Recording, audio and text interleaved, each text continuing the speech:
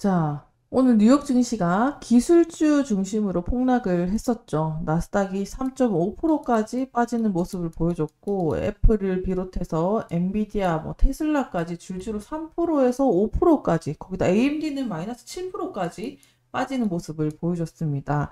자, 지금 상황을 여러분들이 주의 깊게 살펴봐야 되는 이유는 이게 단순히 차익 실현인가? 아니면 미국과 중국, 히토류와 관세 전쟁 때문에 이거 현실화될 가능성에 대해서 사람들이 우려 섞인 목소리가 높아지고 있는지 그 심리와 관점을 좀 정확하게 파악해야 된다라고 보고 있는데요. 저는 일단은 이 가능성 좀 주의 깊게 살펴볼 필요가 있다. 왜 지금 주가가 급락을 했고 앞으로 시장은 또 어떻게 움직일지 투자자가 대응해야 될 포인트 지금 이 시점에서 명확하게 정리를 해드리도록 할 테니까 오늘 영상 여러분들 놓치지 마시고 꼭 끝까지 시청해 주시면 투자 대응 포인트 정확하게 잡아드리도록 할 테니까 본격적인 시청에 앞서서 좋아요와 구독도 한 번씩 부탁드리도록 하겠습니다. 네, 바로 살펴보도록 하겠습니다. 지금 트럼프 대통령이요, 중국 히토리 통제에 대한 보복 관세를 검토한다라는 발언을 했었고요. 그에 따라 또 중국은 히토류 12종 수출 제한을 걸면서 미국 선박 입항료를 부과하겠다. 그리고 퀄컴 인수 반독점 조사까지 착수하겠다라고 하면서 이제 관세 휴전했던 요 부분이 다시 한 번 더 위태롭기 시작을 했습니다. 그러다 보니까 아까 말씀드렸던 것처럼 나스닥은 3.5%까지 빠졌고 S&P 마이너스 2.7%까지 빠졌습니다. 전체적으로 기술주 위주로 이게 차익 실현이 좀 나와줬다라는 관점에서는 AMD 마이너스 7%, 브로드컴 마이너스 5%, 테슬라 마이너스 5%, 엔비디아 마이너스 4%까지 이게 전체적으로 공통점이라고 하면 고평가 성장주의 위주로 좀 밸류에이션이 조정 국면에 와 있다라고 볼 수가 있겠습니다. 그러면 전체적으로 한번 살펴볼까요? 테슬라도 마찬가지고 이제 413달러까지 선을 터치했습니다. 하단 단기 조정선까지 내려왔는데 그동안 테슬라 470달러 선까지 단숨에 가파른 상승을 또 보여줬었고 조정이라고 하기에는 단기 지지선까지 터치를 했기 때문에 지금 전체적으로 엔비디아도 마찬가지고 비슷한 자리까지 낙폭을 줬어요. 엔비디아도 마찬가지입니다. 183달러까지 터치를 했는데 단기 지지선에다가 안착을 했다라는 점에서 아직까지는 기술적인 조정의 위치에 있다라고 볼 수가 있겠습니다. 그럼 그 여파가 물론 이 낙폭 자체는 컸다라고 볼 수가 있지만 또 자리 자체를 봤을 때는 딱 단기적인 조정으로 왔을 만큼 왔구나. 그러니까 여기서 더 꺼졌으면 생각보다 이거 우려 섞인 목소리가 높아질 수 있지만 전 요 위치에 안착한 걸 봤을 때는 아직까지는 이 기술적인 낙폭으로 봐야 되지 않을까 생각을 합니다. 근데 그럼에도 불구하고 중국과 미국의 싸움이니까 구체적으로 이 내용을 알아야 앞으로 전개될 방향에 대해서 예측해 볼 수 있기 때문에 그런 부분 쟁점 포인트에 대해서 살펴보도록 할게요. 지금부터 상황을 좀 정확하게 아셔야 될 것 같아요. 트럼프 2기가 접어들면서 하루가 멀다 하고 미국과 중국의 무역전쟁 재점화가 일어나고 있는데요. 일단 그 배경에는 복습해보면 미국이 중국 기업에 대한 수출 통제를 계속 확대하겠다. 블랙리스트를 적용해서 강화하겠다. 이렇게 이제 이야기가 커지고 있죠. 그에 따라서 중국은 히토류를 수출을 통제를 하겠다. 미국 선박을 추가 비용을 부과하겠다. 라고 하면서 반도체 기술주 위주로 휘청휘청 거렸습니다. 자, 여기서 좀 중요하게 생각을 해야 될 거는 트럼프가 이 히토류를 무역전쟁 카드를 처음을 쓴 게 아니죠. 계속 써왔는데도 그때마다 주가는 계속 출렁출렁했어요. 근데 이번에도 낙폭을 꽤나 크게 준 것으로 보여서 심리적인 요동은 분명히 있었다.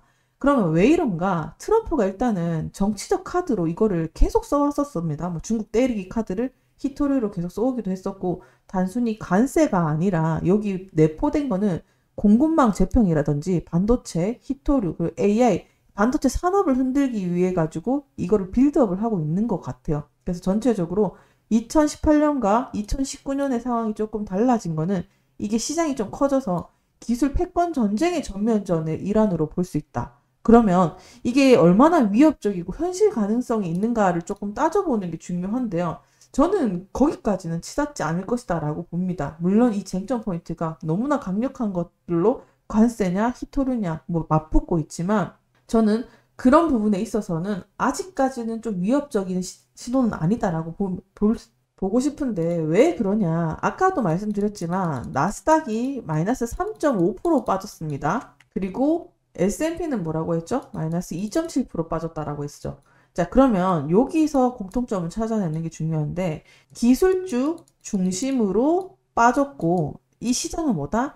고평가 성장주의 비중이 컸잖아요. 그렇기 때문에 이 단기 변동성이 와줄 수 있는 자리야. 그러다 보니까 변동성에 민감한데 시장은 이런 반응들을 내놓게 되면서 그게 오히려 또 진짜 히토리와 관세 전쟁 때문에 이게 시장이 요동이 컸구나 이렇게 각인된 효과를 좀 불러온다라고 생각을 해요. 중요한 본질은 뭐다? 미국과 중국의 패권 싸움의 이슈긴 하지만 막상 조정은 크게 주지 않았고 단기 지지선을 크게 낙폭을 주진 않았다.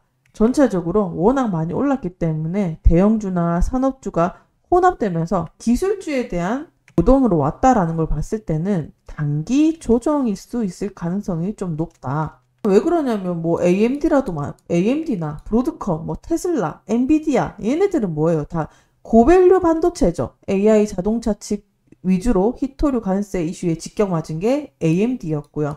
그리고 브로드컴은 어때요? 반도체 이거 고평가라고 지금 최근에 인식이 나오게 되면서 마이너스 5% 줬죠. 그리고 테슬라는 또 어때? 이게 배터리, AI 자율주행 관련해가지고 고밸류야 라고 하면서 또 5%준 거예요. 이거의 공통점을 찾으면 엔비디아도 GPU, 이런 랠리에 대한 과열 우려로 조정을 준 거니까 이거는 종합적으로 봤을 때 단기 차익 실현일 수 있다. 그리고 고성주 밸류에이션에 대한 약간의 조정을 한번 준 거다. 이렇게 좀 정리를 해주시면 좋지 않을까라고 생각을 합니다. 그래서 생각했던 것보다는 심각하다라고 볼 수는 없다라고 보고요. 왜냐면 스토리로 보면은 이게 늘 있어 왔던 스토리에 불과합니다. 물론 쟁점 자체는 무겁다라고 보지만 전면전에 대한 가능성이 낮다라고 생각을 하기 때문에 왜 그렇게 낮다라고 생각을 하는지 영상 뒷부분에도 말씀드릴 대로 할 테니까 꼭 끝까지 시청 부탁드릴게요. 결과적으로 서로가 원하는 시나리오를 얻기 위한 압박카드로 쓰고 있는 게 저는 분명하다라고 보여집니다. 왜 그렇게 보는지 한번 더 덧붙여보면 이 빅스 지수 있죠. 공포지수라고 하는 게 이게 22%까지 급등을 하더라도 사실 이게 공포로 인식한다는 수치죠. 근데 여기 22%꽤 적은 수치는 아닙니다. 높은 수치가 맞지만 그럼에도 불구하고 이게 정말 위협적이었으면 진짜 패닉이라고 봤을 때 30%에서 60%까지 급등을 하면서 이게 과열 구간이 오거든요. 근데 종합적으로 봤을 때 물론 높은 수치긴 하지만 진짜 패닉 때 35, 뭐 40까지 올라가는데 거기에 비해서는 아직까지 낮다라고 볼 수 있기 때문에 그냥 공포, 경고등 수준 그리고 그동안 많이 올랐잖아요. 그러니까 시장 내부에 흔들림은 있었지만 붕괴의 신호라고는 볼 수가 없다라는 게 제 생각입니다. 결론부터 얘기하면 여전히 또 이거는 정치적으로 해석하는 게 맞지 않나라고 저는 생각을 하고 있고 일단은 결과부터 말씀드리면 서로 상호 의존성 때문에 이게 미국의 첨단 산업이라든지 방산 이런 것들이 다 미국은 중국에 의존을 하고 있고 중국 또한 미국 기술 이 자본을 벗어날 수가 없는 구조예요. 그러니까 결과적으로 한쪽이 과격하게 나가면 너 해보자 이거지 이러면 그냥 파국으로 가는 거야. 서로한테 직격탄이기 때문에 쉽게 건들 수가 없고 제가 봤을 때는 이거 그냥 단기 신경전에 불과하지 않나라고 생각을 합니다. 그럼 구체적인 이유를 보면 좀 말씀드리도록 할게요. 자, 일단 중국의 전략은 뭔가 비관세 조치라고 해가지고 미국이랑 미국 선박에 항만료를 부과하게 되면 이 노림수 자체는 미국 수출 기업한테 압박을 줄 수 있겠죠. 그로 인해서 해운과 무역 비용의 상승을 일으킬 수가 있습니다. 두 번째는 히토류를 수출 규제하는 이슈인데 이제 이렇게 되면 뭐죠? 가장 중요하게 생각하고 있는 거 반도체, 방산 이런 산업들이 직격탄을 맞게 되면서 미국 공급망이 불안이 확대가 됩니다.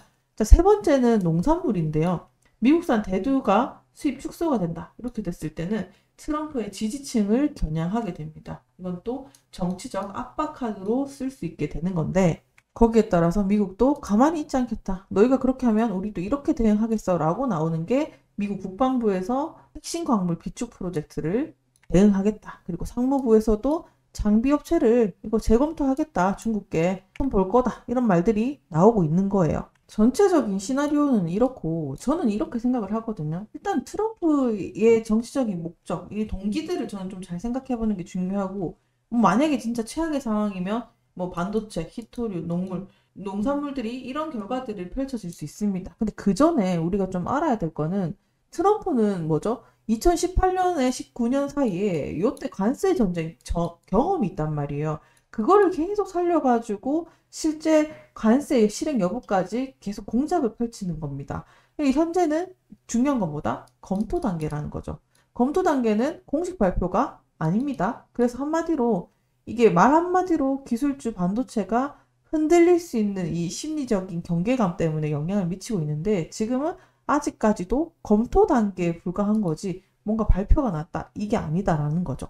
제가 앞서 말씀드렸듯이 이게 무리하게 좀 추진하기가 어렵고 서로한테 손해되는 게 많다. 왜 이렇게 말씀을 드렸냐면 얘네들이 다 공급망 의존을 한다 했죠. 반도체, 전기차, AI 이거를 핵심 산업을 중국에 의지를 하고 있습니다. 오늘도 AMD가 마이너스 7%, 4%, 뭐 테슬라 마이너스 5% 빠졌던 거는 장기 성장률에 대한 우려가 보여줬던 건데 이제 사실 만약에 이렇게 관세를 때리고 이렇게 된다라고 했을 때 기업당 수십 달러를 이걸 부담을 해야 되는데 이렇게 됐을 때 금융시장에 대한 리스크도 아까 빅스가 22% 돌파를 했죠.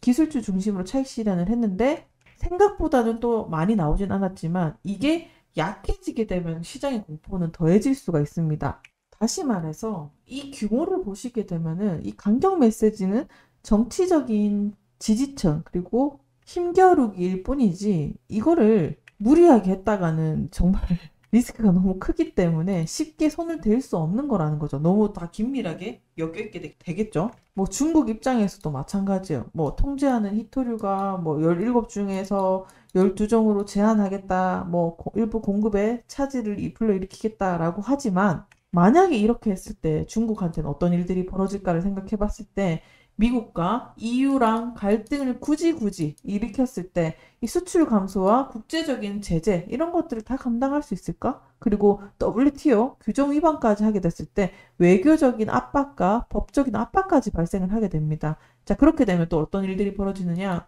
중국 내부에서도 경제 성장률이 지금 더 둔화되고 있죠. 그러면 시진핑을 비롯해서 정치적인 불만들이 지도부 리스크에 더 가중시키게 될 겁니다. 결과적으로 이건 뭐다? 결국에 이거는 중국한테도 히토류를 제한하게 됐을 때 첨단 산업 수출이 감소하게 되니까 이것도 중국한테 결과적으로 성장률을 하락시키게 되는 거예요. 그러니까 서로한테 좋을 게 없는 거예요. 트럼프와 시진핑의 입지를 위한 카드로서는 좋을 게 없다. 그래서 따라서 실제로 이행될 가능성은 낮을 수 있다. 저는 이렇게 봅니다. 그래서 결과적으로 이 정치적인 해석이 강하다라고 보고 있고 에펙 정상회의를 앞두고 이 협상이 열려 있다라고 메시지를 보내주면서도 계속 이거는 주도권 싸움에 지나지 않는 과정이지 않나라고 봅니다. 그래서 트럼프가 100% 관세를 11월 1일 이후로 또 미루겠다 얘기를 하면서 다시 또 협상의 여지를 남겼죠. 마찬가지로 중국도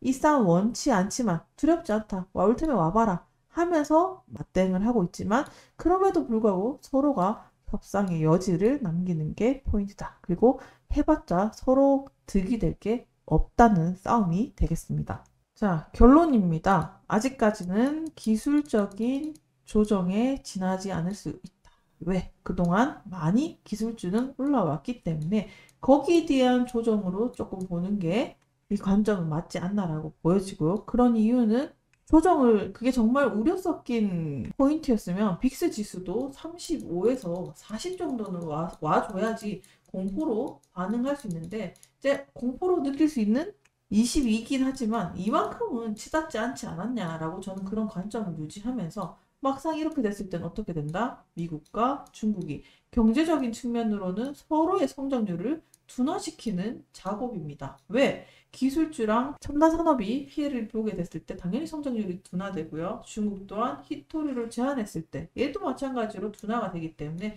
전체적으로 각 기업, 각 나라의 비용의 상승을 불러오게 됩니다. 그래서 금융 투자 또한 서로의 시장을 흔들었을 때 빅스가 급등하고 투자 심리가 악화되거나 그리고 투자 신뢰까지 하락이 되면은 시장 자체가 자본 이동의 변동성이 커지게 되는 위험성도 따르게 됩니다. 그리고 무엇보다도 먼저 정치적인 이 리스크, 트럼프와 시진핑의 각자의 리스크가 정책의 극단적인 상황은 어렵게 되지 않을까라고 보고 있고요. 또 장기적으로 봤을 때도 미국과 EU의 갈등이 심화는 단기 무역 리스크에 강한 불확실성을 동반되게 가져올 것이라 생각을 합니다. 자, 마지막으로 살펴드리도록 하겠습니다. 종목 하나하나에 대한 브리핑과 대응은 저희가 보이는 하단에 링크 연결을 해드렸습니다. 엔비디아 비롯해서 팔란티어 그리고 테슬라까지 전체적인 양자 관련 종목까지 정리를 해놨으니까 무료 링크 타고 들어오시면 볼 수가 있고